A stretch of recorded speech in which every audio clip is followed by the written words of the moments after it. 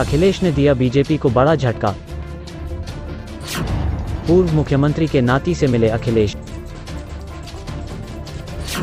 चौथे चरण से पहले ही जीत ली बाजी। रात भर में ही पलट दिया यूपी का तख्त।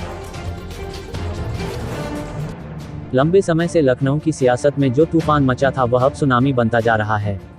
अखिलेश यादव ने बीजेपी के ऐसे नेता को मिलने के लिए बुला लिया जिनका बीजेपी में बड़ा रुतबा है। लखनऊ ही नहीं, प्रयागराज और लखनऊ रीजन के कई जिलों में रीता बहुगुणा जोशी का प्रभाव माना जाता है और वोटिंग से एंड टाइम पहले अखिलेश यादव ने रीता बहुगुणा जोशी के पुत्र मयंक जोशी से मुलाकात करके यूपी की सियासत में बीजेपी को एक बड़ा झटका दे दिया है।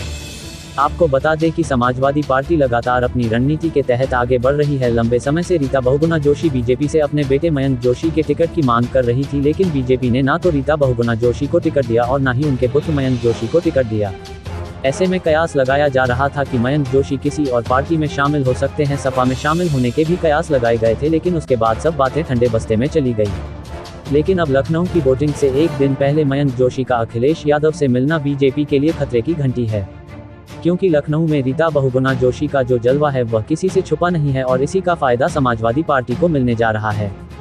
बीजेपी जिस तरीके से तीनों चरण में वोटिंग के बाद हताश दिख रही है, अब चौथे चरण में भी उसको एक बड़ा झटका लगने जा रहा है। आपको बता दें कि मयंक जोशी ने सपा नेता अभिषेक मिश्रा से भी मुलाकात की। ऐसे में ब्राह्मण वोट पर सपा की जो नज़र थी वह सपा की तरफ झुकाव मान रही है और अखिलेश यादव के लिए एक बड़ा मुद्दा भी है, क्योंकि लगातार ब्राह्मण समाज बीजेपी से नाराज दिख रहा था। इसके बाद अखिलेश यादव ने ब्राह्मण समाज को अपनी तरफ लाने के लिए कई सम्मेलन भी चलाए, जिसमें ब्राह्मण सम्मेलन से लेकर भगवान परशुराम की मूर्ति स्थापना तक अखिलेश यादव ने ब्राह्मणों को अपने पाले में लाने की पूरी कोशिश की। अब बीजेपी की बड़ी नेता रीता बहुगुणा जोशी के बेटे से सपा अध्यक्ष ने मुलाकात करके बीजेपी को एक बड़ा झटका दे दिया है, क्योंकि आज ही लखनऊ में वोटिंग होनी है और ऐसा कहा जाता है कि रीता बहुगुणा जोशी का लखनऊ कैंट और लखनऊ की कई विधानसभा में अच्छा प्रभाव माना जाता है। लंबे समय से रीता बहुगुणा जोशी अपने बेटे मयंक जोशी के टिकट की मांग कर रही थी। उन्होंने यह तक कह दिया था कि मैं राजनीति से संन्यास लेने वाली हूं, और उन्होंने संन्यास ले भी लिया। इसके बाद उन्होंने कहा था कि हमारा बेटा राजनीति में काफ़ी सक्रिय है और बीजेपी में काफ़ी लंबे समय से मेहनत कर रहा है, और अगर मेरी जगह उसे टिकट मिलती है तो यह मेरे लिए सौभाग्य की बात होगी। लेकिन बीजेपी ने उन्हें टिकट न देकर अपने लिए खतरा पैदा कर लिया और अब अखिलेश यादव के पाले में मयंक जोशी का पहुँचना बीजेपी के लिए खतरे की घंटी है।